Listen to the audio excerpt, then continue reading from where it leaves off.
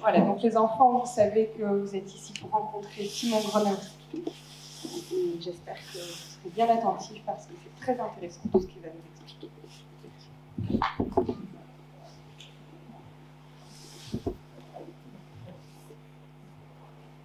Bonjour tout le monde. Premièrement, pardonnez mon retard. Je me suis trompé dans les trains.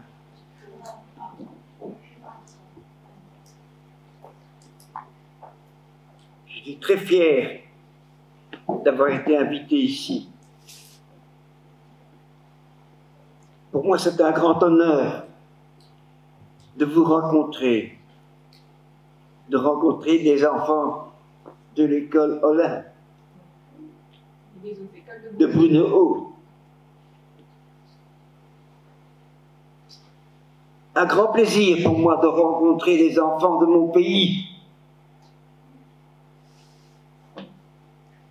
mais surtout une obligation.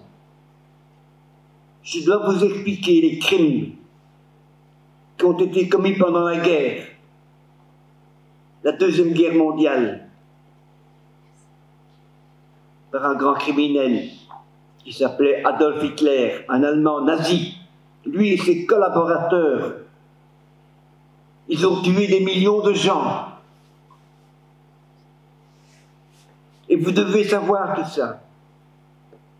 Vous devez connaître les crimes, la barbarie d'hier, pour défendre notre démocratie d'aujourd'hui, notre liberté d'aujourd'hui. En deux mots, les nazis ont tué ma mère et ma sœur dans la chambre à gaz d'Auschwitz-Birkenau. Mon père a échappé à l'arrestation, car ce jour-là, il avait eu une crise, parce qu'il avait un problème du côté des poumons. Il avait été hospitalisé, il n'était pas là donc, il a échappé à l'arrestation. Mais après la libération, quand les troupes alliées sont entrées en Allemagne et ont découvert les camps de concentration comme Dachau, Bergen-Belsen, Buchenwald, Ravensbrück et d'autres, les montagnes de cadavres, les chambres à gaz et les fours crématoires, mon père a compris que sa femme et sa fille ne reviendraient pas. Et lui qui était mal soigné pendant la guerre, a perdu le moral et n'a pas pu lutter contre la maladie. Et il est mort juste après la guerre, en juillet 1945. Et moi-même, quand j'avais à peu près votre âge, quand j'avais 11 ans, la Gestapo m'a pris. C'est la police d'Hitler. M'a jeté dans un cachot. C'était la cave de la Gestapo à Bruxelles, avenue Louise. Et le lendemain, ils m'ont mis dans une grande prison, la caserne d'Ossin à Malines, où je suis resté 1 mois, dans l'ignorance des événements, dans l'incompréhension. Au bout d'1 mois, ils m'ont mis dans un wagon à bestiaux ou de marchandises. C'était le 20e convoi, le 19 avril 1943.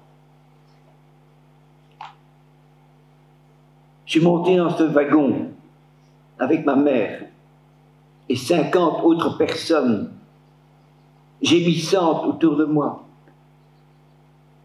Un peu de paille par terre. Pas de lumière artificielle. La lumière n'arrivait que par deux petites ouvertures. En plein jour, c'était très sombre. La porte coulissante est fermée dans un grand bruit métallique. Il n'y avait pas de siège. On devait rester par terre ou debout.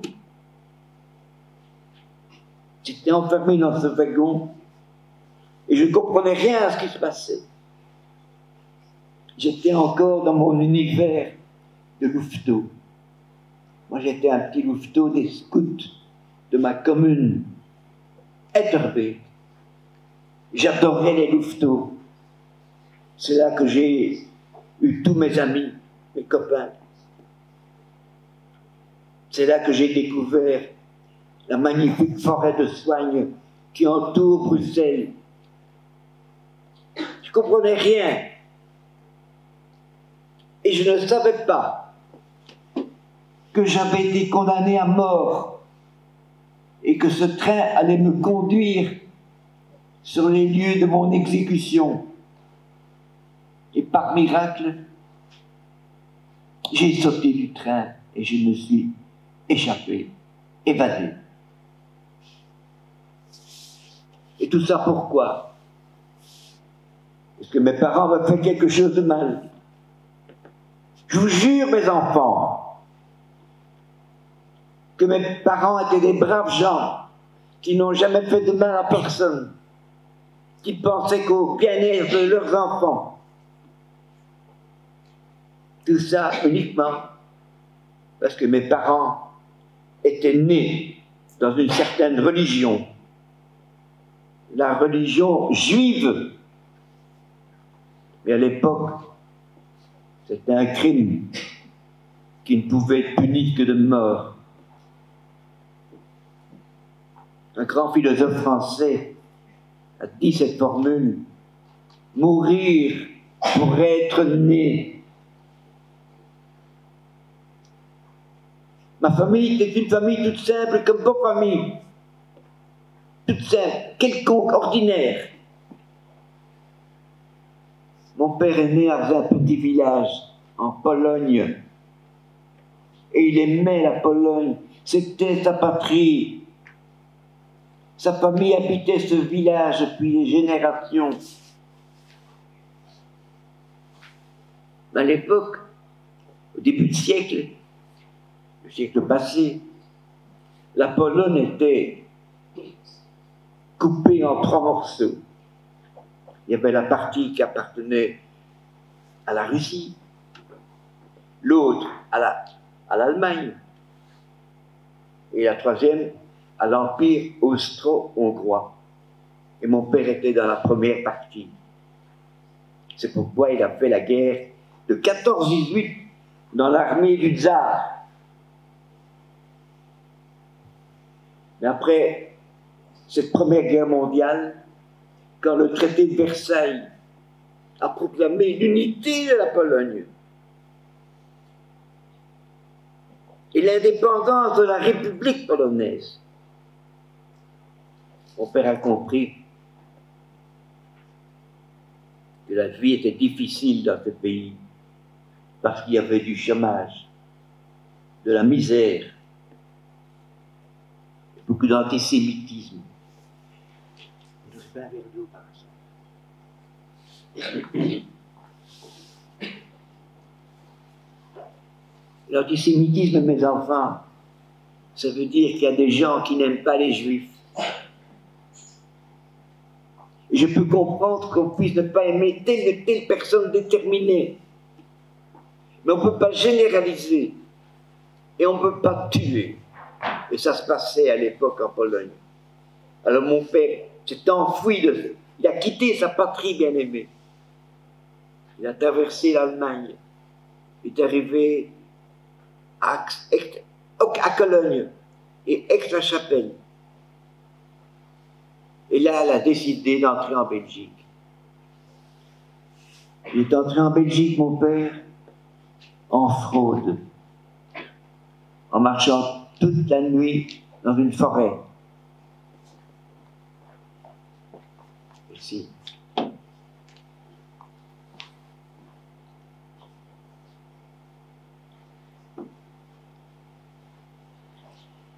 C'était un sans-papier avant la lettre.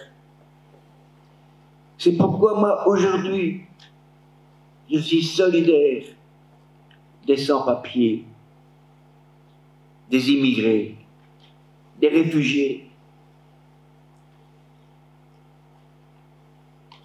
Ils ne viennent pas chez nous pour leur plaisir, mais parce que dans leur pays, ils ont faim, ou bien ils ont des problèmes politiques, ou bien leur pays est en guerre. Mais ils n'ont rien fait de mal. Et il ne faut pas les mettre dans des prisons, dans des centres fermés 127 bis, comme on dit. Et surtout pas les enfants. Parce que moi, comme enfant, on m'a mis dans un centre fermé. La caserne de Saint-Amadine.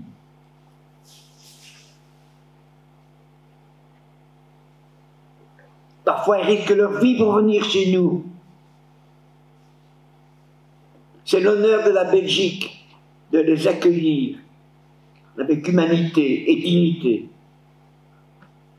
Mais à l'époque, ça allait plus vite que maintenant. Mon père a reçu ses papiers.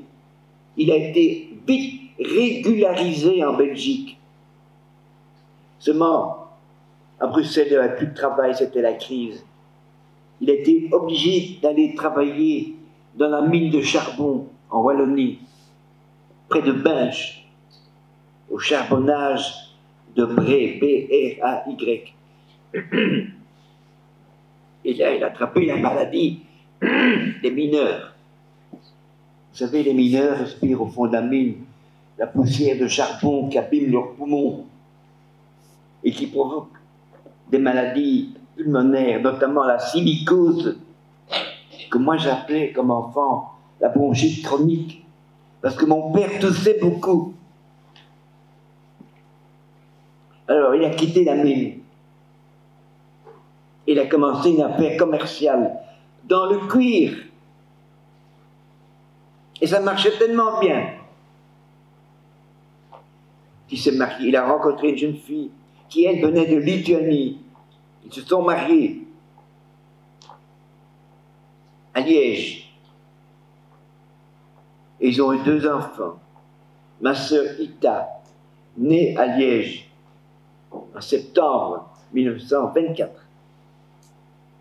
Et moi, je suis né à Uccle le 12 octobre 1931. Donc, si vous calculez bien, aujourd'hui, j'ai 90 ans. Tu as une question? Non, c'est bon. Je n'ai pas compris. Calculez l'âge de votre sœur. Ma sœur a eu 98 ans aujourd'hui.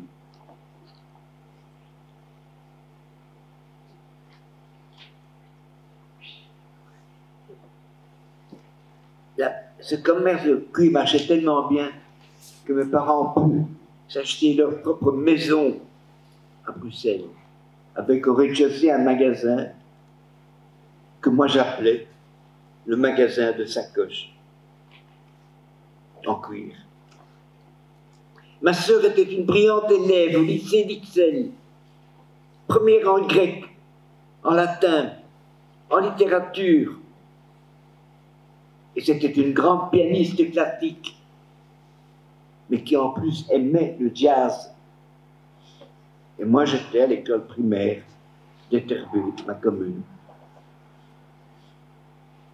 Mais surtout un petit louveteau d'Etterbeek. Une petite famille, toute simple, quelconque, mais unie et heureuse. Mais pendant ce temps-là, Hitler, qui était arrivé au pouvoir en Allemagne en 1933, avait déjà pris beaucoup de pays en Europe. Il a d'abord pris l'Autriche d'abord, et puis la Tchécoslovaquie, et la Pologne, et le Danemark, et la Norvège. Il occupe ces pays. C'était pas assez pour lui. Le 10 mai 40, il attaque la France, la Hollande et la Belgique. Il occupe ces pays. Et Hitler avait une parano. Il voulait tuer tous les juifs. Et rapidement, ils ont pris, les nazis, des mesures toujours contre eux. Obligation de s'inscrire dans les communes. Et les communes devaient envoyer les registres de juifs à la Gestapo. Et ainsi, les nazis avaient d'avance tous les noms et adresses des futures victimes. Interdiction de travailler, des professeurs, instituteurs, agents de l'État, journalistes, avocats. Et les commerces étaient confisqués. Ils sont venus dans notre petit magasin, ils ont tout pris. La marchandise et tous les livres comptables. Interdiction d'aller à l'école. Pleine mesure, toujours contre eux. Et un beau jour, obligation de porter une étoile jaune sur les vêtements. Et les gens obéissaient à ces mesures. J'avais peur d'être dénoncé et d'être envoyé alors dans un autre camp, Brennung. C'est un camp où les nazis interrogeaient, torturaient et exécutaient. Et pas seulement des juifs. Beaucoup de jeunes patriotes belges qui ne supportaient pas l'occupation allemande, là, ont été torturés et exécutés. Et l'exécution à Brennung se faisait par fusillade ou pendaison. Ils pendaient les jeunes, les nazis. Et puis les gens ne savaient pas que chaque mesure était un pas vers la mort, dans une espèce de crescendo constant, un engrenage fatal vers la mort. Les gens n'imaginaient pas ça. S'ils avaient su, ils se seraient révoltés, comme l'ont fait les jeunes du ghetto de Varsovie, qui ont préféré mourir en se battant. Les nazis attaquaient une population sans défense, d'une façon lâche et traître. Lâche, parce qu'ils s'attaquaient à des femmes, à des enfants, à des bébés, à des personnes âgées. C'est lâche et traître, parce qu'un jour ils annoncent que les Juifs doivent partir travailler dans des camps de travail. C'était un piège. Au bout du voyage, les gens ne devaient pas travailler. On les faisait entrer dans des grandes salles, on les tuait par le gaz et on brûlait les cadavres dans des fours crématoires. Alors ils ont ouvert cette caserne d'Ossun. Ils l'ont choisie parce qu'elle est grande, on pouvait y mettre 3 000 à 4 000 personnes.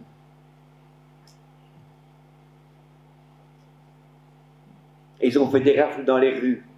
Ils cernaient des quartiers.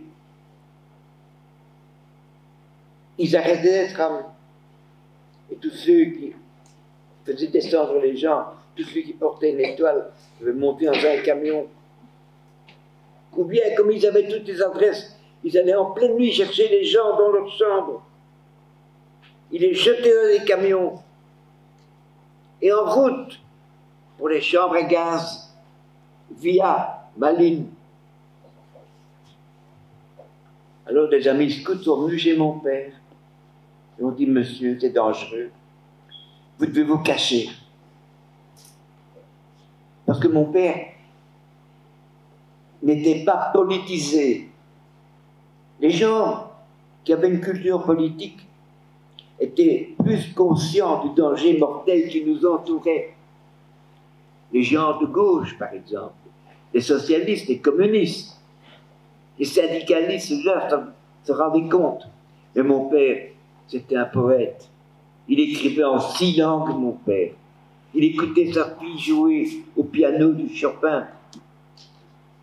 Il ne pouvait pas imaginer que dans l'Europe du XXe siècle, de la civilisation et de la culture, l'Allemagne des arts et de la pensée, de Beethoven, de Mozart, de Goethe, pouvait sombrer dans la barbarie. Alors, ces amis scouts, nous avons trouvé une cachette, et le 1er septembre 1942, j'ai quitté la maison du bonheur et on est allé se cacher dans un petit appartement à Woluwe, Saint-Lambert.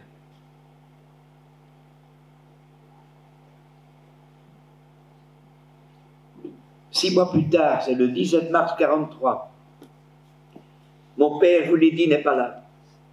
C'est le petit déjeuner. Ma sœur est devant moi, ma mère est à ma droite. Sur la table, le café est chaud. Ou ce qui servait de café, car le café était rare. Ma sœur m'a préparé mes tartines à la confiture. Parce que ma sœur avait 7 ans plus que moi. Et c'est elle qui surtout m'a éduqué. C'est elle qui m'a fait lire mes premiers livres, qui m'impressionnaient. Tout d'un coup, on sonne, et on ressonne. On était paralysés tous les trois. Tous nos projets de fuir par les jardins arrière s'avérèrent inutiles. Tout d'un coup, la porte s'ouvre, 2 hommes entrent en civil, 2 Allemands, criant « Qu'est-ce que t'as pour papier ?» Ma mère se lève toute blanche, elle tend sa carte d'identité. Le nazi regarde et se montre satisfait. Oui, c'est bien la famille Gronowski. On avait été dénoncés. Je n'ai jamais su partir. Vous faites vos valises, vous partez. Ma mère demande où? Vous allez à la caserne de Saint à Malines. Me montrant du doigt, elle demande. Et le petit aussi? Oui, le petit aussi. Et ils nous ont emmenés en voiture, donc, au siège de la Gestapo avenue Louise, et donc dans la cave. Et le lendemain, dans un camion bâché, avec d'autres personnes arrêtées, on a été conduits à Malines, à la caserne de Saint, où je suis resté 1 mois. 1 mois dans l'inconnu, dans l'incompréhension. Pendant 1 mois, on n'a jamais entendu le mot Auschwitz. La légende était qu'on devait partir pour travailler. Pourquoi un enfant devait travailler? Et il y avait beaucoup d'enfants dans cette caserne. Dans mon convoi, il y aura 1600 personnes, dont 250 enfants. Pour les nazis, on est enfant jusqu'à 16 ans. Au-delà de 16 ans, à l'arrivée, ils gardaient les gens comme bagnards, le travail forcé, dans le froid, dans la chaleur, sans manger, sans boire, sous les coups. La mort lente. Mais ceux qui avaient moins de 16 ans, c'était la chambre à gaz immédiatement. Si j'étais arrivé, je n'aurais eu aucune chance. Je serais rentré tout de suite dans la chambre à gaz. Et je serais tout de suite mort.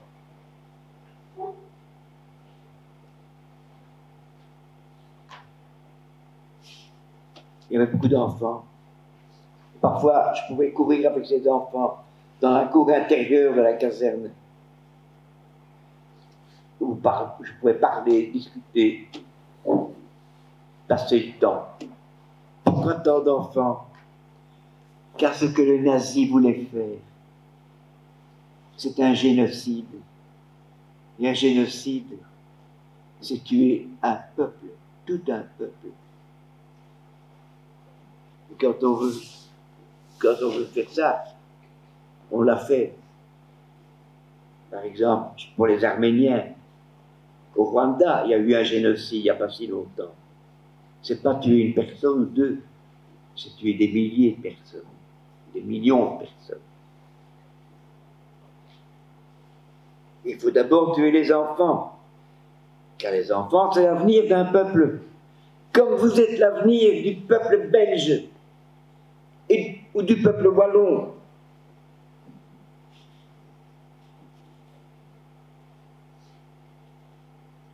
Le 18 avril 1943, un monsieur est venu dans notre salle. On dormait dans des salles de 100 personnes, sous 3 niveaux de construction de bois, avec des matelas de paille. Ce monsieur est arrivé, il nous a dit, voilà, le train est là, il vous attend, vous partez demain. Ah bon? Et où? Vous allez travailler. Oui, on sait, mais où? Ne vous inquiétez pas. Et le lendemain, j'ai quitté ma sœur, qui n'était pas déportée avec moi, parce qu'elle avait un statut spécial, parce qu'elle avait pu déjà devenir belge à l'âge de 16 ans. Elle était de nationalité belge. Parce que la loi belge disait à l'époque que les enfants d'étrangers, comme nous deux, nés en Belgique, comme nous deux, pouvaient choisir d'être belges à 16 ans. Ce que ma sœur avait fait. Moi, j'étais encore étranger. Je n'étais pas en âge d'opter pour la Belgique. Et à l'époque, les nazis n'osaient pas déporter les juifs belges, c'est-à-dire les citoyens belges, craignant les réactions du peuple belge, sachant que le peuple belge est un peuple humaniste et pas très obéissant, et qu'il gardait un mauvais souvenir de l'occupation allemande de 14-18, parce que pendant la Première Guerre mondiale, les troupes allemandes ont commis des crimes en Belgique, et les Belges n'aimaient pas l'occupant, en général. Sauf quelques traîtres, il y en a eu, des collaborateurs. Le plus grand, c'était un Wallon, justement, Léon de Grelle, qui, après la guerre, a été condamné à mort par la justice belge et qui s'est enfui en Espagne. Ça n'était pas déportable, mais pas libérable pour autant. J'ai dit au revoir à ma sœur, ne sachant pas que je ne la verrai plus jamais. Et j'ai quitté cette caserne de malheur avec ma mère pour me retrouver entre 2 haies de soldats casqués, armés, des Waffen-SS. 3 wagons dont je vous ai parlé.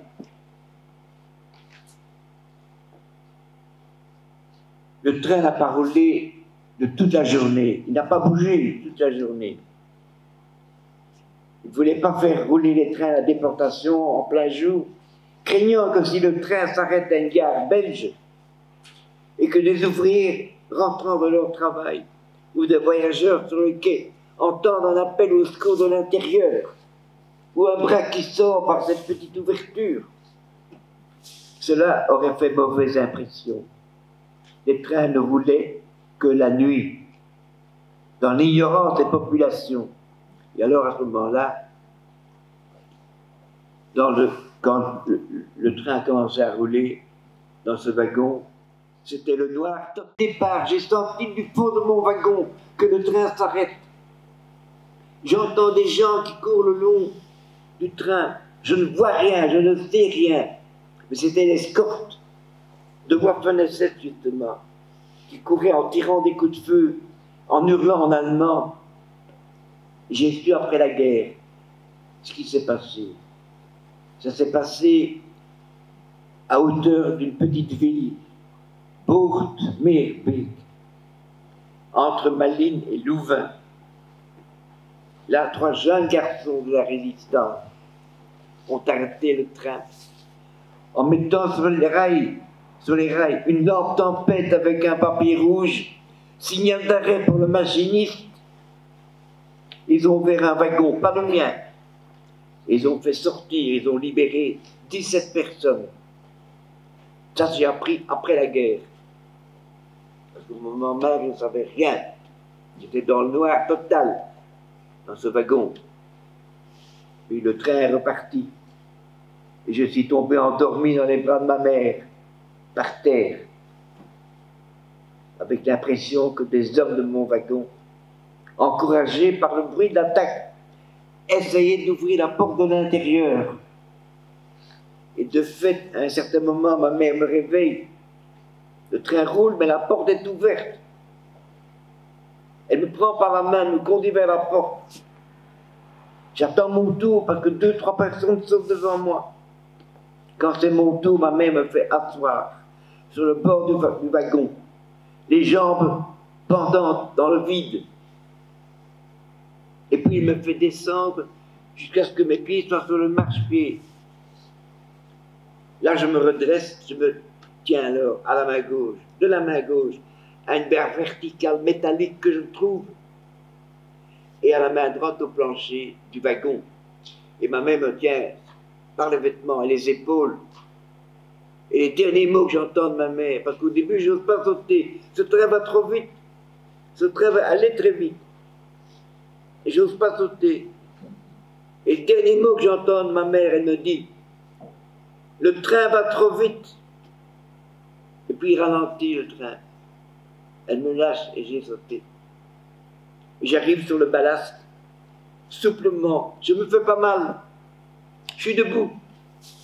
Et le train continue doucement vers l'avant,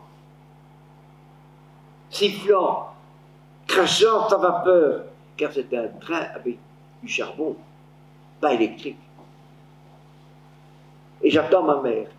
Je pense qu'elle va sauter également, qu'elle va me suivre. Mais tout d'un coup, le train s'arrête complètement. Les gardiens avaient remarqué quelque chose. Et je les entends qui viennent de l'avant, dans ma direction, en tirant des coups de feu, en hurlant. Parce que moi, j'étais plutôt en fin de convoi, avec mon numéro 1234 sur 1600 personnes. Ma première idée était de courir en avant pour remonter dans mon wagon, pour rejoindre ma mère et pour ne pas être pris en faute. Pour faire cela, j'aurais dû aller dans leur direction. Mais tout d'un coup, moi, dans un réflexe que j'ai jamais compris, une espèce d'illumination, j'ai tourné à gauche et je me suis mis à courir. Et j'ai couru toute la nuit dans les bois.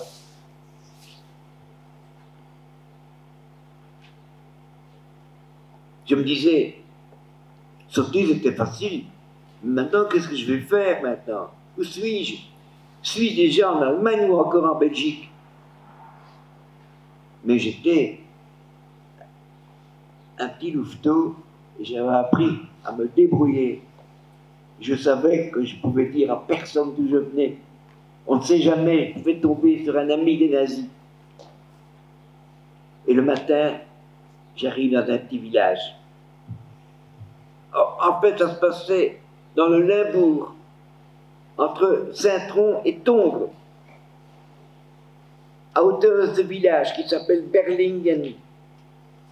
Je choisis une maison qui m'inspire confiance, parce que les belles maisons et les châteaux étaient souvent occupés par les nazis. Mais ça, c'était une petite maison d'ouvriers. J'ai sonné, une dame vient m'ouvrir. J'ai dit ceci, mes enfants. Madame, j'ai joué près d'ici, avec des enfants. Je me suis perdu. Et j'ai retourné chez mon père à Bruxelles. Ça ne tenait pas debout. Que faisait un petit francophone en pays flamand? Les vêtements pleins de boue, déchirés par les fils de fer barbelés, les broussailles. À 80 km de Bruxelles. Enfin, elle ne se pose pas de questions. Elle appelle son voisin, qui me prend sur son vélo et qui me conduit à la ville voisine, Bordeaux, et me dépose dans le salon d'un monsieur. Quand j'ai vu ce monsieur, avec son uniforme et son revolver, un gendarme belge, pour la première fois de la nuit, j'étais pris d'une terreur terrible. Je me disais, celui-là va me ramener à la Gestapo. Et il me demande tout le temps, qu'est-ce qui s'est passé? Parce qu'il ignorait l'histoire du train. Et je répondais toujours, j'ai joué, je me suis perdu. Il ne me croit pas. Il prend son vélo, il va à la gare de Port-Jaune. Et là, il apprend l'histoire du train. Ce monsieur revient et me dit ceci. Je sais tout. Tu étais dans le train des Juifs qu'on emmenait en Allemagne. Tu t'es échappé. Tu ne dois pas avoir peur. Je suis un bon Belge. Je ne vais pas te dénoncer. Entendant ces mots, je suis tombé dans ses bras en pleurant, en lui parlant de ma mère. Sa femme m'a donné à manger. Un bain parce que j'étais plein de boue.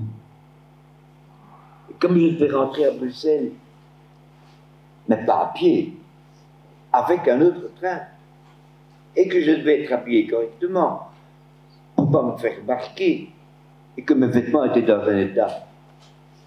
Ils étaient en lambeaux, mes vêtements. Elle m'a donné le costume de son petit garçon. Et j'ai pris le train. Miracle, pas de contrôle. J'arrive à Bruxelles. J'avais réussi. J'avais réussi. Alors, j'étais chez mes amis scouts qui m'ont conduit chez mon père, où là où il était caché, je l'ai retrouvé. On est alors le 20 avril 1943. Et je dois encore attendre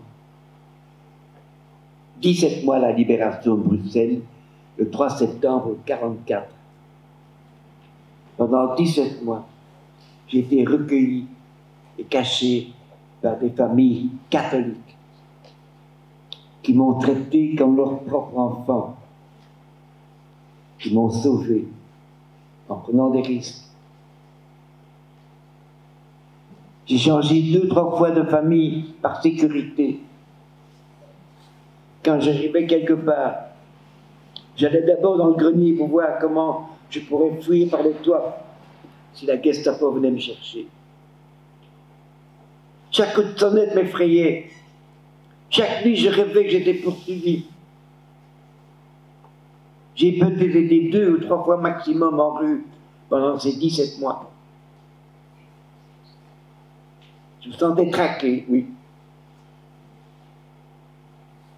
Malheureusement, pendant ces 17 mois, Hitler va quand même déporter les Belges et ma sœur va partir le 19 septembre 1943 avec le convoi numéro 22. Et quand elle part, elle ne sait pas encore qu'elle va à la mort. Elle croit qu'elle part travailler. Puis on est libéré. Je retrouve mon père qui était caché séparément. Et j'attends le retour de ma mère et de ma soeur. J'étais certain qu'elles allaient revenir.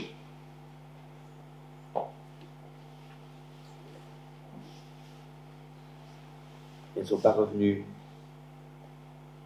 J'ai dû me résigner après des mois d'attente. Qu'est-ce que j'ai fait alors? Cette petite famille, je suis resté tout seul. Seul au monde. J'ai d'abord été dans une famille d'accueil pendant 2 ans. Ils m'ont bien soigné.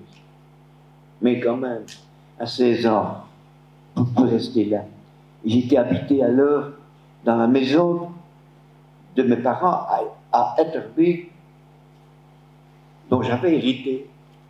J'avais au 3e étage une mansarde, ce qu'on appelle un cote d'étudiant. J'avais 3 locataires qui me payaient un loyer. Avec cet argent, j'ai payé mes études. Je voulais absolument faire des études. C'est ainsi que quand j'ai eu 23 ans, j'étais docteur en droit et avocat. Et je suis encore avocat aujourd'hui.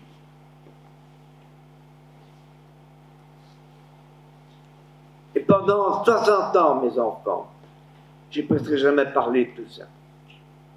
C'était pas un secret, mais j'en parlais pas. Pour plusieurs raisons. D'abord, j'avais beaucoup de copains comme vous qui voulaient me voir mais pas pour entendre des choses pareilles. Il y a des sujets de conversation plus agréables. Et puis, si j'avais constamment parlé de ce drame, je serais tombé malade, j'aurais fait une dépression. Et je me sentais coupable aussi. Pourquoi eux sont morts et moi je vis? Et puis personne ne m'interrogeait. Ça n'intéressait personne. Parce que mon cas était un cas parmi plein d'autres. Je connais des gens qui ont souffert plus que moi. Et puis je devais construire ma vie. Mener une vie dont mes parents auraient été contents. Si ma mère m'a donné 2 fois la vie, quand je suis né, et à mon évasion, c'est pour que je la réussisse, mais pas pour que je sois une épave. Je suis obligé de réussir et d'être heureux par fidélité pour mes parents.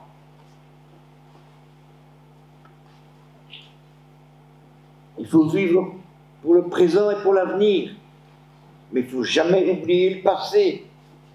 La mémoire, c'est important. C'est pour ça que je viens aujourd'hui ici dans votre école, pour la mémoire, pour ne pas oublier tout ce qui s'est passé. Mais je n'en parlais pas pendant 60 ans de silence.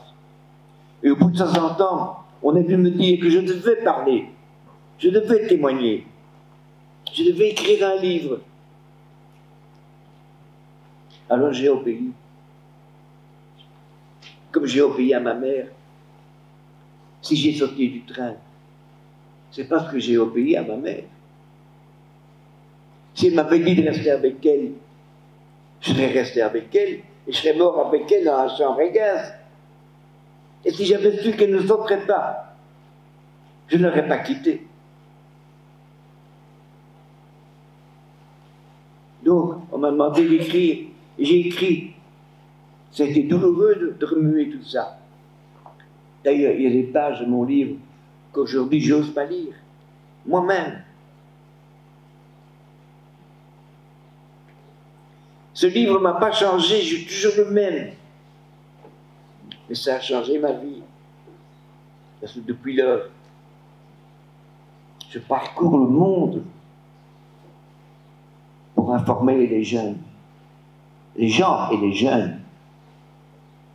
Pour les mettre en garde que ça ne recommence pas.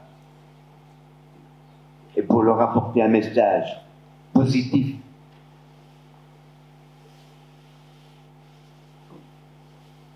Puis j'ai été dans plein de pays parler aux jeunes. Et partout les jeunes sont formidables.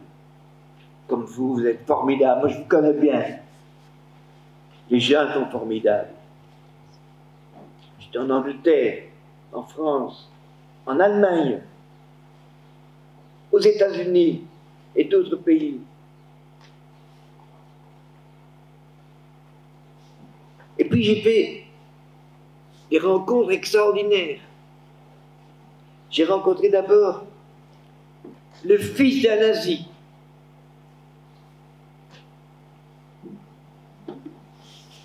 C'est-à-dire qu'un jour, un garçon, ça se passe en 2012, il me téléphone. Je ne connais pas ce garçon, il a 16 ans, je ne le connais pas. Mais il connaît mon histoire car je l'ai racontée à son école quand il était là. Mais il connaît l'histoire de Konrad Tinel. Konrad Tinel. Le père de Konrad Tinel était un nazi, flamand, de Gand. Il adorait Hitler, lui. Il a envoyé ses 2 fils aînés, les 2 plus grands, dans les Waffen-SS. Un Waffen-SS, ça veut dire, ce sont des volontaires qui vont dans des centres d'écolage, d'instruction. Et ils apprennent 3 choses. D'abord, à obéir aveuglément à tous les ordres.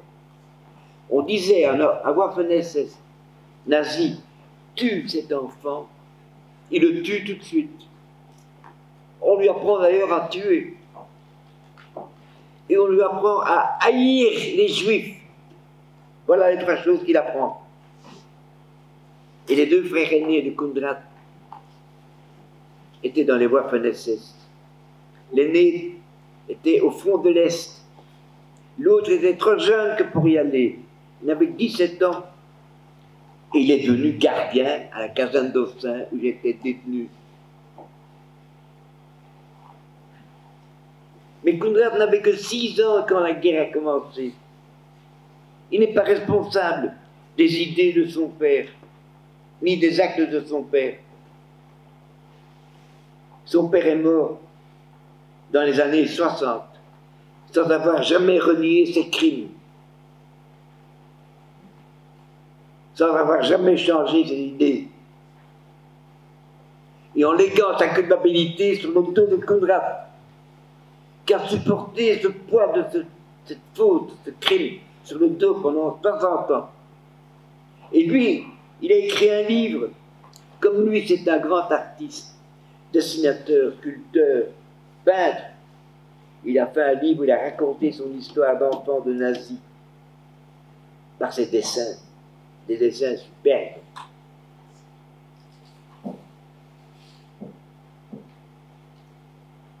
Et donc, ce garçon de 16 ans a cette idée géniale de nous réunir. Il me demande, est-ce que vous êtes d'accord de rencontrer le fils d'un nazi? J'ai dit oui. J'ai rencontré Kundrat Tinel. Et quand j'ai rencontré, il m'a dit, Simon, je connais votre histoire. Quand je l'ai lu, j'ai pleuré. Et moi j'ai répondu, les enfants des nazis ne sont pas coupables. Une grande amitié est née entre nous. Nous étions 2 enfants écrasés par une guerre qu'on ne comprenait pas. Chacun d'un côté de la barrière. Moi du côté des victimes et lui du côté des bourreaux. Nos peines ne sont pas comparables, mais je comprends sa peine. Et maintenant, Kundrat Tinel, ces paroles que je lui ai dites, les enfants des nazis ne sont pas coupables, ça lui a fait un effet formidable. C'était des paroles tout à fait naturelles, spontanées, évidentes. Et ça lui a fait un effet. Lui qui portait ce poids, et ça lui venait d'une victime des nazis. Et maintenant, je vous le dis, Kundrat Tinel, c'est plus qu'un ami, c'est mon frère. Et puis, début 2013, il me dit, mon frère connaît ton histoire, il veut te voir. Ce frère qui était mon geôlier nazi à la caserne d'Austin, qui à la pointe de son fusil m'a conduit dans le wagon de la mort, ainsi que ma mère et ma soeur et plein d'autres gens. Parce qu'à Al-Malim, il y a eu 28 convois de 42 à 44, déportant 25 000 personnes, dont seulement 1000 sont revenus. Et lui, il veut me voir. J'ai accepté de voir Walter Tinel, ex-Waffen-SS, ex-gardien à la caserne d'Austin. Il a même été gardien à Brendonk. Et quand j'ai vu ce monsieur, en 2013, qui me paraissait très affaibli, vieux, malade, il me suppliait, il me demandait pardon, il implorait mon pardon, il me disait, je regrette ce que j'ai fait, je me repens, je sens la mort venir, avant de mourir j'ai besoin de votre pardon. Alors moi, entendant ces mots, je vous le dis simplement, je l'ai pris dans mes bras, je lui ai pardonné. Ce pardon lui a fait du bien à lui, mais à moi encore plus. Voilà mon histoire, mes enfants, en 2 mots, le plus brièvement possible. Je vais terminer maintenant en vous disant les deux plus beaux mots de la vie. Le premier mot, c'est la paix. Parce que quand il y a la guerre, tous les crimes sont possibles, toutes les propagandes sont possibles. La guerre est le mal suprême. La paix est le bien-être suprême. Et le deuxième plus beau mot de la vie, c'est le respect entre tous les hommes. La tolérance. C'est-à-dire que vous devez aimer tous vos copains, sans distinction de quelle que soit leur religion, leur langue, leur nationalité, la couleur de leur peau, leur statut social.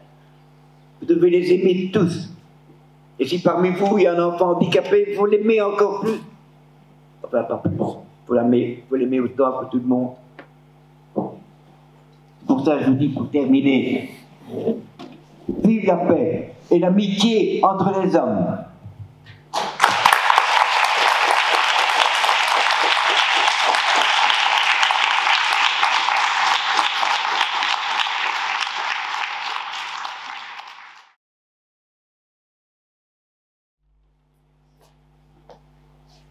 Déjà, merci. Et comment vous avez eu le courage de courir jusqu'au village le plus proche après avoir sauté du train? Comment avez-vous eu le courage de partir à la mer? De partir au village le plus proche. De partir au village le plus proche. Après avoir sauté du train. Comment vous avez eu le courage?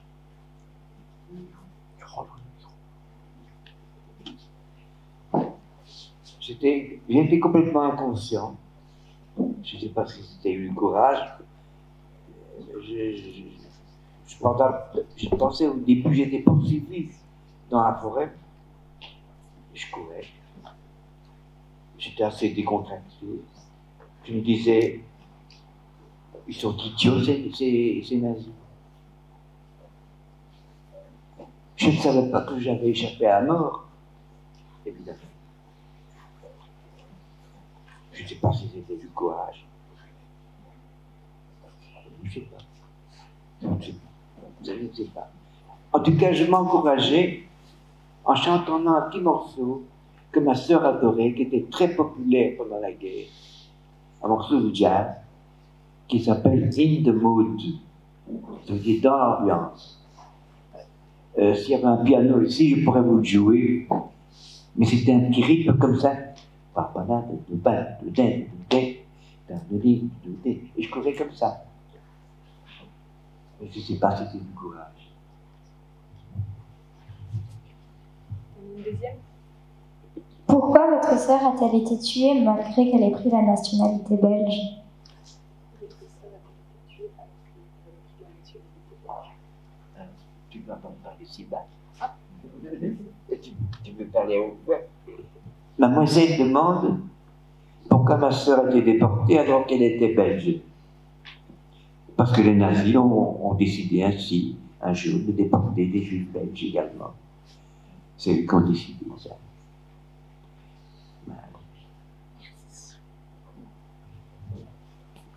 Merci. Et j'ai une question. Quand les Alliés sont venus à Bruxelles pour défendre le village. Quand est-ce que les Alliés sont venus à Bruxelles pour défendre le village? Pour défendre quoi? Oui, Bruxelles. Quand ils sont venus pour défendre Bruxelles. Il y a eu la guerre, donc. Hein. La Belgique était occupée, mais pendant ce temps-là, la guerre continuait partout.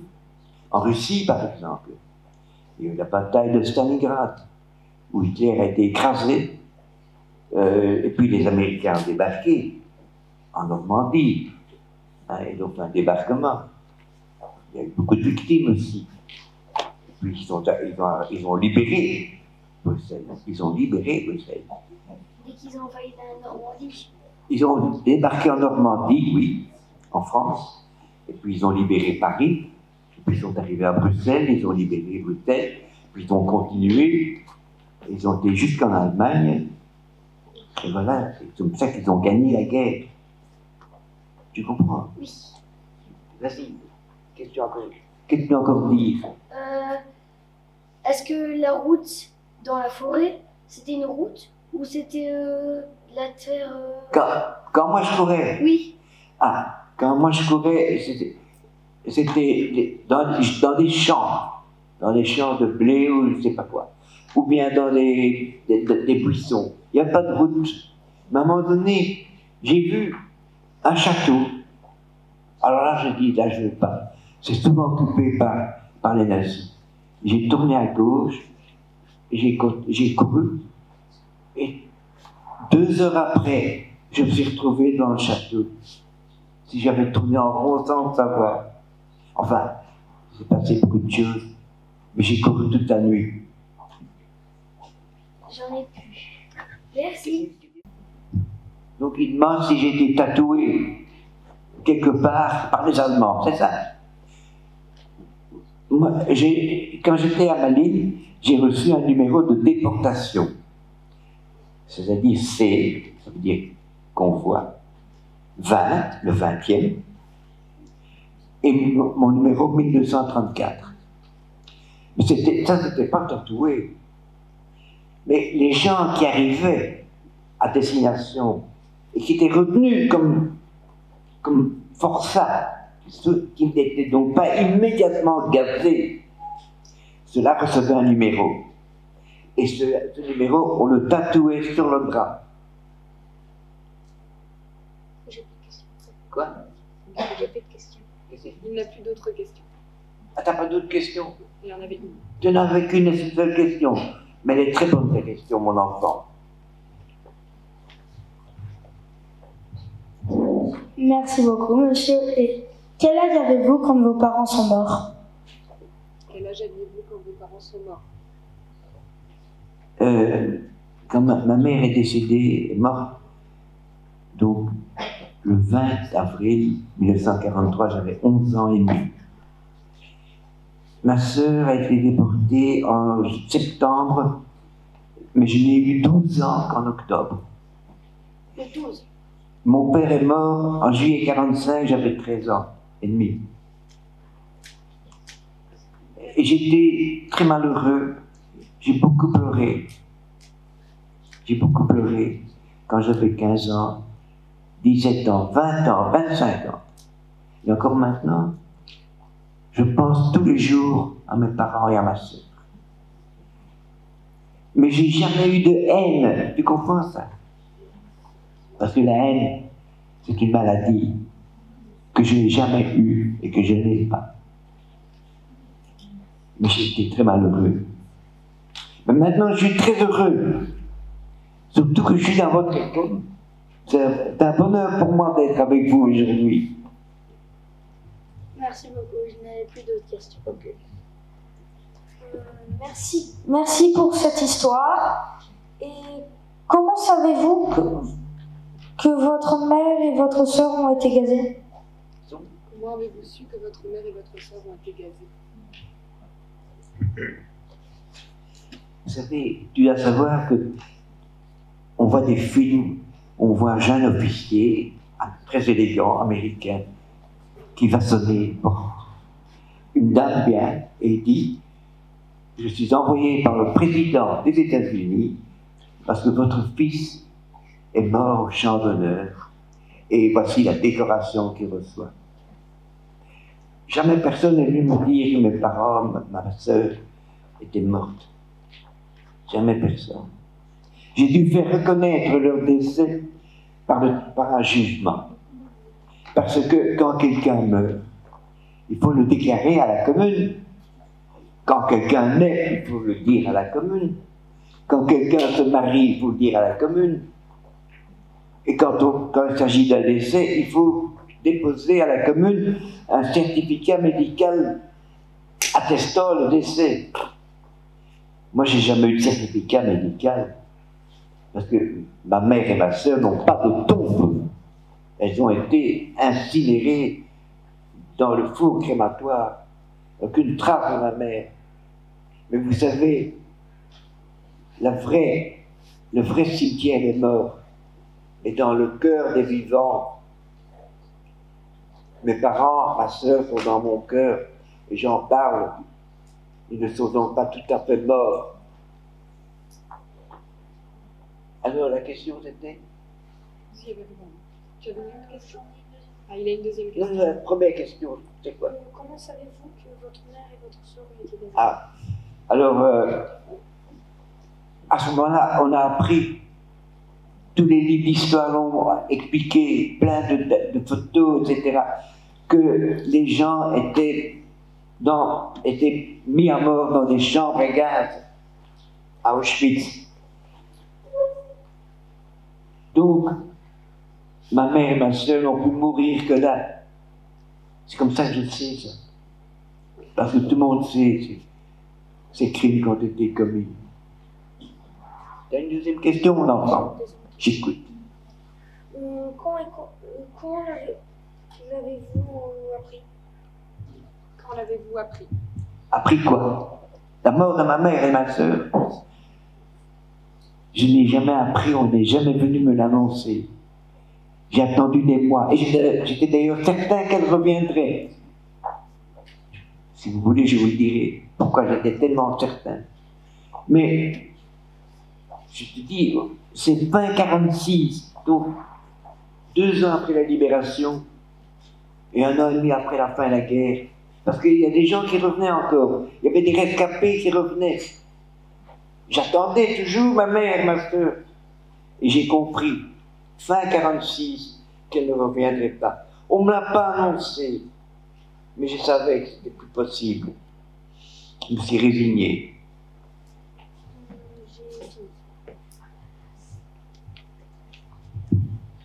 Déjà, merci pour l'histoire.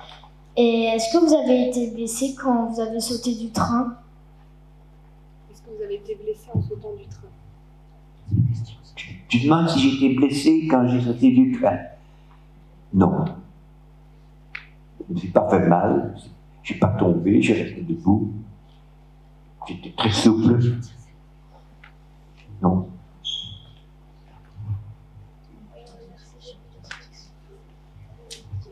D'abord, merci. Et comment vous avez eu la force de survivre? Comment avez-vous eu la force de survivre? Eh bien, mes enfants, je voudrais vous dire que personne n'est à l'abri de l'épreuve. Tout le monde peut avoir un drame dans sa vie. Exemple, tout le monde peut avoir un accident d'auto avec quelqu'un de la famille, un proche qui meurt, qui est gravement blessé. C'est une épreuve. Eh bien, quand l'épreuve est là, il faut la surmonter. Il ne faut pas se laisser aller. C'est-à-dire que il faut affronter l'épreuve avec courage. Et bien souvent, je ne dis pas toujours, mais bien souvent, on surmonte l'épreuve. Mais pour ça, il faut du moral. Mon père, lui, était malade, des poumons, et il était déprimé, parce qu'il s'est rendu compte que sa femme et sa fille ne reviendraient pas. Et il n'avait plus le moral pour lutter. Il n'est pas mort, on ne peut pas dire qu'il est mort de chagrin. On ne meurt pas de chagrin. Sinon, le monde serait un désert. Il a échoué. Il n'a pas surmonté l'épreuve. Mais, donc, il faut savoir que si vous avez une épreuve, la vie continue. Et il faut la réussir, la vie. Il faut surmonter l'épreuve. Et moi, j'ai pu surmonter l'épreuve. Pour deux raisons. D'abord, quand je suis né, j'étais un bébé adoré. Parce que la partie la plus importante de la vie humaine, c'est le début de la vie, les premiers jours. Quand un bébé arrive, s'il n'est pas tout de suite pris dans les bras de l'amour, il est marqué pour toujours. Moi, j'étais un bébé adoré et un enfant adoré. Et ça m'a donné une force pour toute la vie. Une deuxième chose m'a aidé, c'est que j'adorais ma sœur. Et ma sœur était musicienne. Elle aimait le jazz, par exemple. Alors moi, en pensant intensément à ma sœur, quand j'avais 18, 19 ans, sans avoir appris la musique, je suis devenu pianiste de jazz. Je ne sais actuellement pas lire une partition. Et j'ai fait du jazz. Et la musique m'a aidé. Le jazz m'a aidé. Pour moi, ça a été un facteur d'équilibre et d'intégration. Tu comprends, mon enfant? Tu te demandes comment j'ai pu surmonter tout ça. Moi, c'est le jazz. Et c'est l'amour que j'ai eu quand j'étais bébé. C'est vraiment une magnifique leçon de vie. Merci. Encore merci. Et est-ce que vous avez reçu des cadeaux de Noël dans votre famille d'accueil? Est-ce que vous avez reçu des cadeaux de Noël dans votre famille d'accueil? Tu veux savoir si j'ai fait des cadeaux de Noël? Ma famille d'accueil. Je pense bien, oui. Un petit livre ou quoi. Mais je trouve que, ici, je trouve que vos questions sont formidables. Et je me rends bien compte qu'ici, c'est un enseignement haut de gamme. Je suis très fier d'être ici, avec ces enfants. Je sens bien que plus tard, ce seront des citoyens formidables. J'aime beaucoup vos questions. J'essaie d'y répondre le mieux possible. En tout cas, sincèrement. Il a posé une question.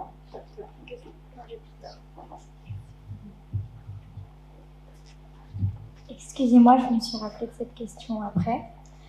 Est-ce que votre livre, ça vous a aidé à avancer Est-ce que votre livre vous a aidé à avancer? Je ne sais pas ce que mon livre a fait. Tout à l'heure, j'ai dit qu'il ne m'a pas changé, mais il a changé ma vie. Avancer, c'est ça qu'il demande. Avancer dans quoi? Progresser à pas plus ressentir de peine, mais c'est difficile d'expliquer. Si j'ai avancé, c'est pas à moi d'en juger. Je ne sais pas. Enfin, moi, j'accomplis ma tâche. J'ai mon devoir, j'essaie de ne pas me tromper de train. Enfin, je ne sais pas si ça m'a avancé, je ne sais pas. En tout cas, je pense que j'ai fait connaître des points de la guerre. J'ai informé beaucoup de monde et je continue. Ça fait avancer les autres en tout cas. Merci pour cette histoire. Avez-vous retrouvé beaucoup de personnes de votre famille après la guerre? Avez-vous revu vos amis d'avant? Est-ce que vous avez retrouvé des gens de votre famille, des amis après la guerre? Ma famille, j'étais tout seul. Parce que, évidemment, mes parents, ils avaient leur famille, mon père en Pologne et ma mère en Lituanie, mais ils ont tous été massacrés par les nazis. Je n'ai jamais connu mes oncles, grands-pères.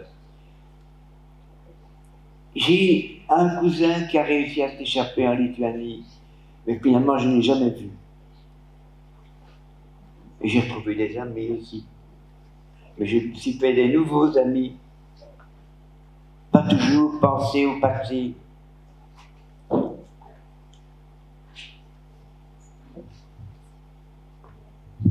Est-ce que ce n'est pas trop difficile de venir parler de tout ça? Est-ce que ce n'est pas trop difficile de venir parler devant nous, devant des gens? Non. Ce jeune homme demande si c'est pas trop dur ou difficile de parler de tout ça devant vous. C'est ça? De votre histoire. De votre histoire en général et de Mon parler histoire. devant des gens. Eh bien, Non seulement c'est pas dur, enfin, c'est un effort quand même, c'est un effort, mais de toute façon, c'est un bonheur pour moi, parce que je vous apporte quelque chose de positif. Ça me fait plaisir. Et je vous apporte un message positif. Grâce sur base de mon histoire, je peux vous apporter quelque chose qui correspond à un meilleur monde. Et ça me rend heureux. Donc, ça ne me rend pas triste du tout.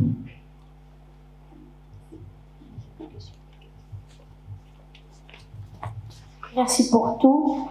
Pourquoi les Allemands n'aimaient pas les Juifs? Pourquoi ils n'aimaient pas les Juifs? Quelle question. C'est difficile pour moi de répondre à ça. Je ne sais pas, moi, je ne sais pas.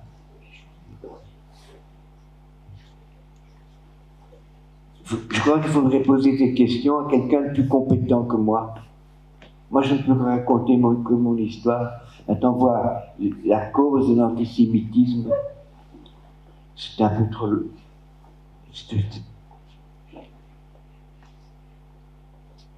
Actuellement, il y a encore des gens qui n'aiment pas les Juifs.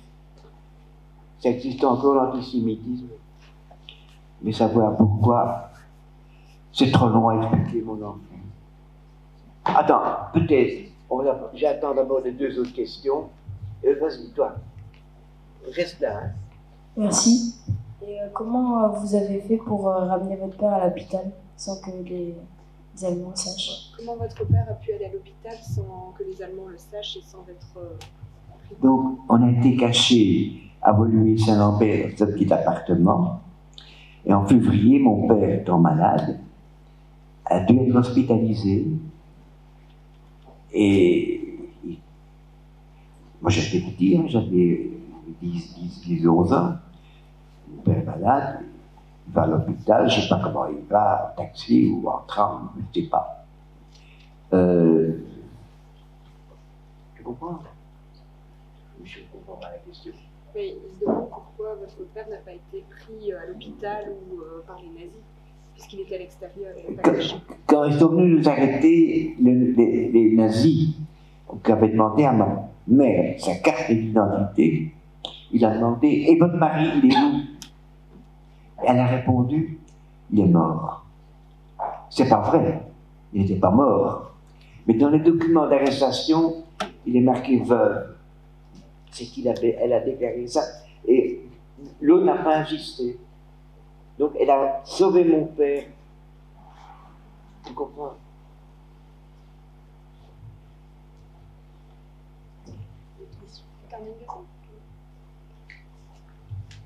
Encore une fois, merci. À l'heure actuelle, avez-vous une femme et des enfants? Avez-vous une famille, une femme, des enfants? Je me suis marié. Pendant les 60 ans, j'ai vécu. Je me suis marié. J'ai divorcé. Je ne me suis jamais remarié. Et actuellement, j'ai 2 filles et 4 petits-fils. 4 petits-fils. De 28 ans à 15 ans. Les 2 de 15 ans, ils ont 1m80, 85. Ça m'énerve. Pour me dire bonjour, pour m'embrasser, il doit tout baisser. Et moi, je fais... Parce que les enfants deviennent grands maintenant.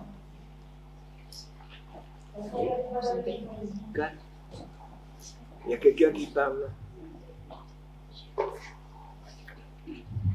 Merci pour tout. Est-ce que la chambre à gaz est une torture ou est-ce qu'on s'endort et on meurt tout de suite? Est-ce que la chambre à gaz, ça fait mal? Est-ce que c'est une torture ou est-ce qu'on s'endort tout de suite? Mon enfant, je ne sais pas te répondre. Parce que moi, je n'ai pas été dans la chambre à gaz. Je n'ai pas été à Auschwitz. Je suis descendu du train en marche. J'ai sauté du train. Si j'étais arrivé, j'aurais, je ne sais pas, j'aurais pas été capable de te dire comment c'est. Si on souffre, si on ne souffre pas. Je ne sais pas. Je n'ai jamais songé à vraiment à tout ça.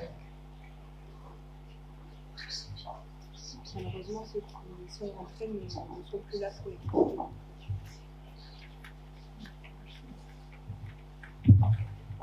Encore merci, mais comment, quand vous êtes sauté du train, vous avez su où vous devez aller parce que vous étiez un peu au milieu de nulle part?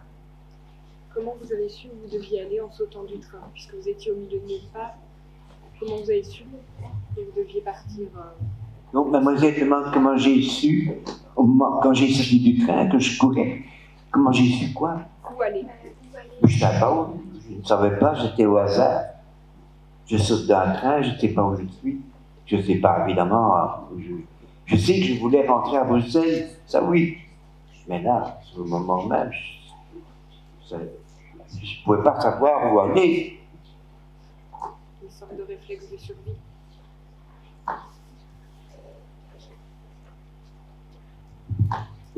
Est-ce qu'après ça vous a laissé des traumatismes?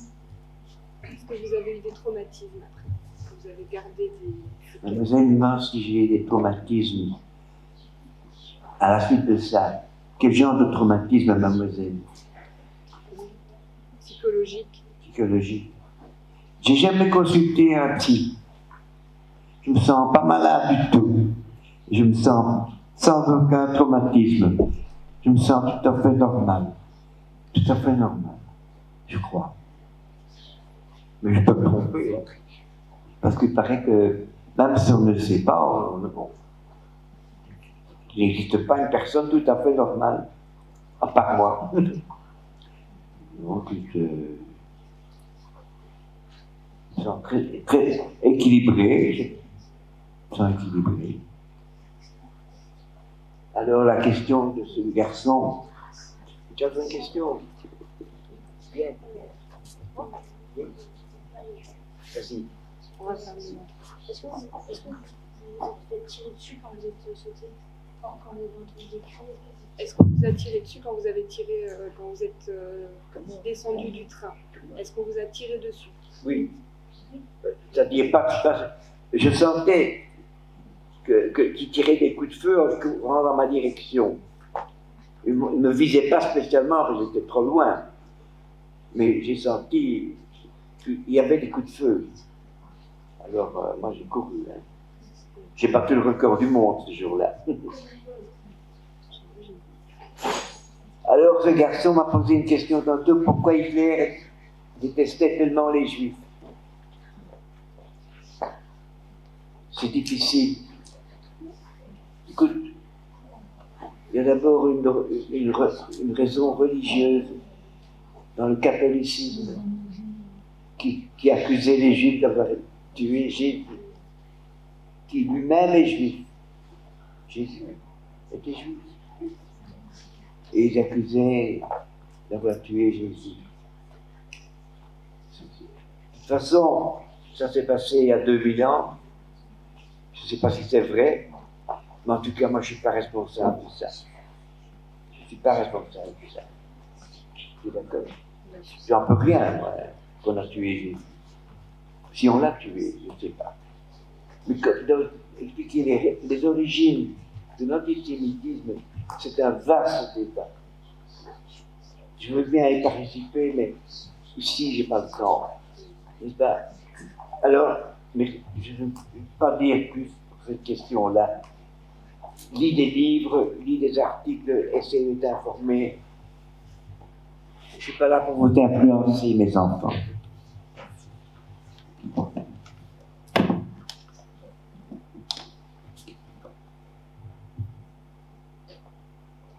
Avez-vous reçu des connaissances après la fin de la guerre? Est-ce que vous avez revu des gens que vous connaissiez avant, après la guerre? Oui. Des enfants? Je me demande si j'ai revu des gens que je connaissais d'avant. Oui. La réponse est oui. Merci. N'hésitez pas à poser des questions. Est-ce qu'il y en a qui veulent leurs questions? Léa, vous voulez vos questions ou d'autres ont des questions naturelles?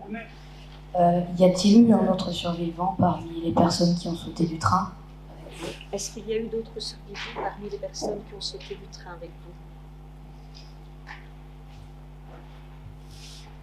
Il y a eu à peu près 250 personnes qui ont sauté du train.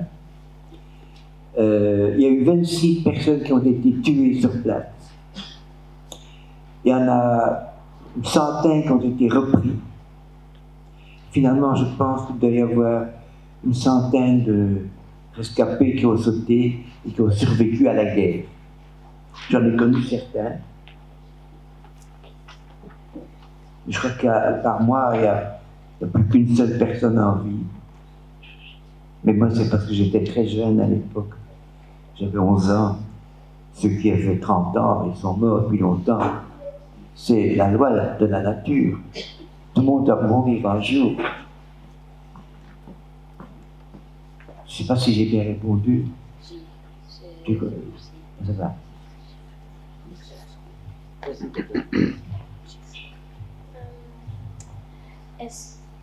Combien de vos proches sont morts pendant cette guerre? Combien de vos proches sont... Ah, vous l'avez entendu. Moi, après la guerre, je suis resté tout seul. Parce que j'avais que mon père, ma mère et ma sœur. Mais mon père avait toute sa famille en Pologne encore. Sa mère, ses frères, ses cousins. Ma mère avait également toute sa famille en Lituanie. Donc j'avais plein de grands-pères, de grands-mères, oncles, tantes, cousins, ils sont tous morts, ils ont tous été massacrés par les nazis. En fait, je n'ai gardé qu'un cousin que je n'ai jamais vu finalement de ma mère. Il a été sauvé par hasard. Sinon, les proches, j'en avais plus.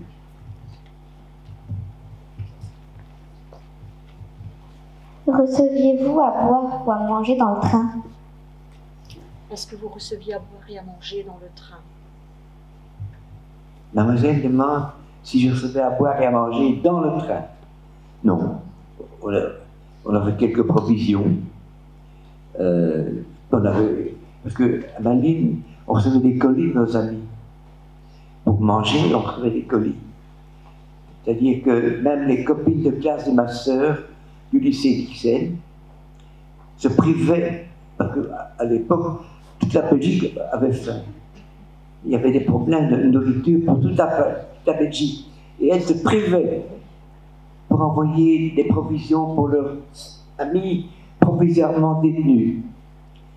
Alors, on avait peut-être quelques objets, quelques tartines dans le bagage, mais je n'ai pas eu le temps de manger parce que j'ai quitté ce train rapidement, heureusement pour moi. Non, on n'a jamais reçu un verre à boire ou quelque chose à manger pendant le train, jamais.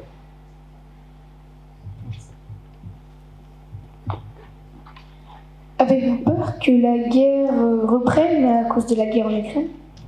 Est-ce que vous avez peur que la guerre reprenne à cause de la guerre en Ukraine actuellement?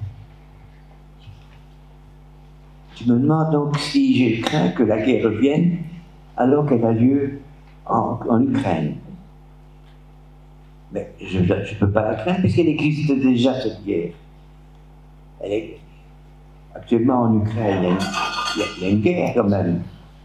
Enfin, je sais que certains l'appellent pas une guerre, mais une opération spéciale. Mais la question que tu me poses, je la connais. Tu voudrais savoir s'il y a un danger de guerre mondiale. Eh bien, je dis non, je n'ai pas peur. Ça n'existe pas. C'est pas possible qu'il y ait une guerre mondiale. Tu sais pourquoi? Parce que les deux pays opposés, c'est l'Amérique et la Russie. Et elles ont toutes les deux la bombe atomique. C'est pas possible de faire une guerre atomique maintenant, car ce serait la fin du monde. C'est pas possible. Donc tu peux être tranquille. Il n'y aura pas de troisième guerre mondiale. Merci. Est-ce que vous avez perdu beaucoup d'objets précieux ou pas? Est-ce que vous avez perdu beaucoup d'objets précieux, personnels, etc.? Sûrement, point de vue immobilier, on a tout perdu. meubles, tout. Quand vous êtes rentré dans votre maison, il n'y avait plus rien. Quand vous êtes revenu chez vous. Il y avait quelques meubles, oui. J'ai retrouvé le piano de ma sœur. Ça, oui.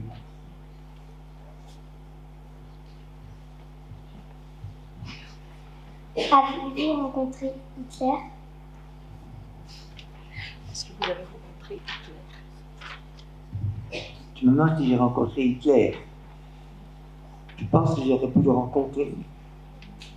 Oui. Non, je n'ai jamais vu.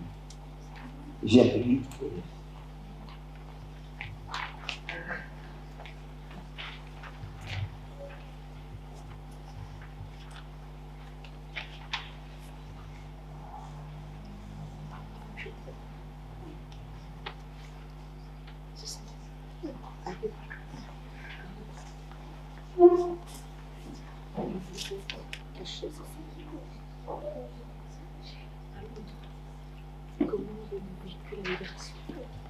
Comment avez-vous vécu la libération? Comment avez-vous vécu la libération? La libération, je l'ai vécue avec un grand bonheur. C'était vraiment, j'étais libéré de devoir me cacher.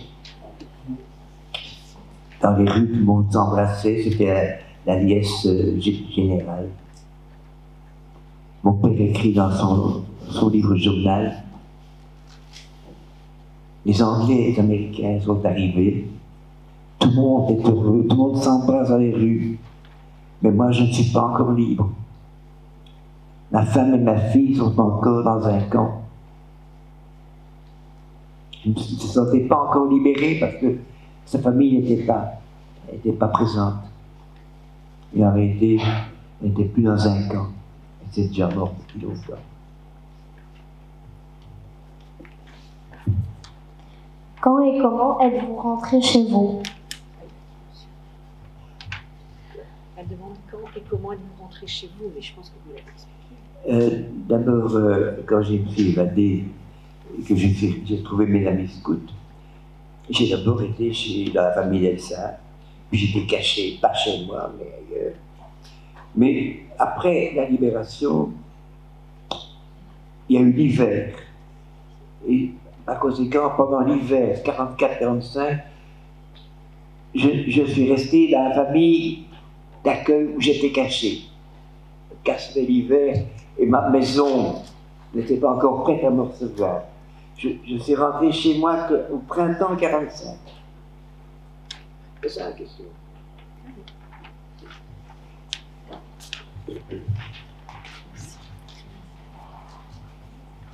Avez-vous été blessé? Non.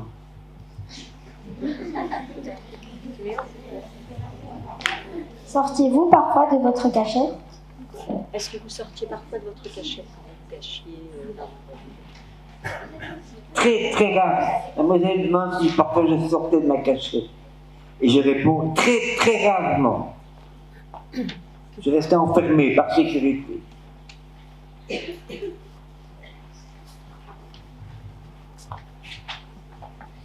Avez-vous attrapé une maladie? Avez-vous attrapé une des maladies pendant que vous cachiez pendant la guerre? J'essaie de me souvenir. Je pense que j'ai eu une grippe un jour. Je pense que j'ai eu ça. Mais à part ça, j'ai pas eu de maladie ni physique ni mentale. Non. Donc, pas de maladie.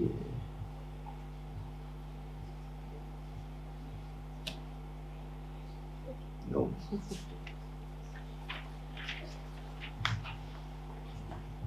Est-ce que ça vous a fait de la peine quand votre chien on l'a accroché à la rampe d'escalier?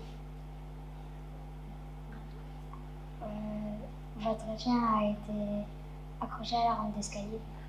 Est-ce que ça vous a fait de la peine quand votre chien a été attaché à la rampe d'escalier?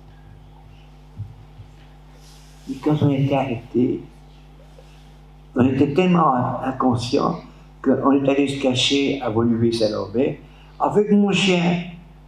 mon petit chien, un petit loulou de Poméranie, qu'on appelait Bobby, que j'adorais. C'était formidable, ce petit chien, je l'aimais. Et alors, la question, c'est... Est-ce que ça vous a fait de la peine? Alors, quand les gens sont venus nous prendre, le chien a aboyé terriblement. Et lui, il a attaché le chien avec sa laisse à la rampe de l'escalier. Et comme ce chien continue à aboyer, je l'ai détaché. Et le nazi l'a remis. Et puis on est parti. Il a continué à aboyer, mais moi, on est parti. Mais j'avais la peine pour tout, mademoiselle, pas seulement pour mon chien. J'avais la peine pour ma mère, pour ma soeur, pour moi-même, pour mon père. C'est ça que le chien, c'est grave, mais... Et puis après la guerre, j'ai revu mon chien. Parce qu'il avait été...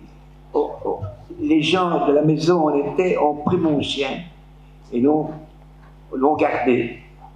Et après la guerre, après la libération, j'ai rendu visite à cette famille. J'ai vu mon chien. Mais les chiens, vous savez, comme les chiens, il ne m'a pas reconnu. Il ne m'a pas reconnu. Ce n'est qu'un chien.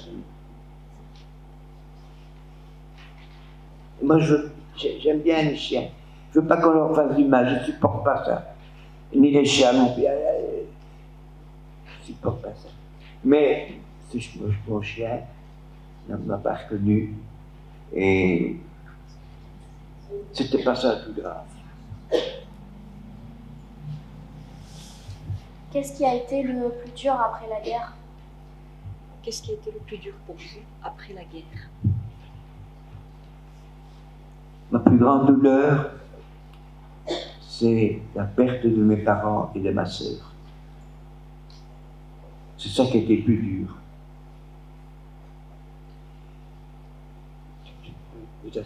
Mes enfants, je vous remercie beaucoup pour tout ça, pour toutes ces questions passionnantes, qui fait que je vois bien que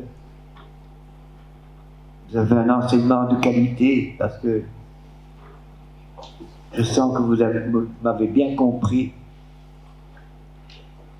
Et je voudrais terminer maintenant pour vous dire de ne jamais oublier que la vie est belle. Mais c'est un combat quotidien.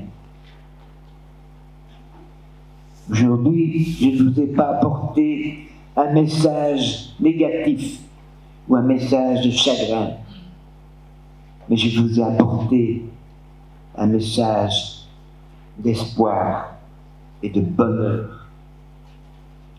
Comme je viens de le dire, la vie elle est belle. Mais il faut se battre tous les jours pour elle, pour la vie.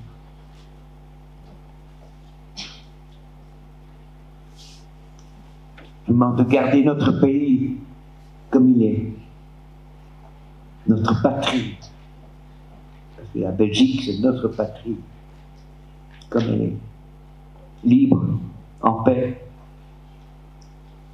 tolérante, attachée aux droits de l'homme, pour que vous, vos enfants, vos petits-enfants, un jour, ne rencontrent pas la barbarie comme je l'ai rencontrée. Malgré les événements tragiques d'hier et d'aujourd'hui. Parce qu'aujourd'hui encore dans le monde, il y a des hommes qui souffrent,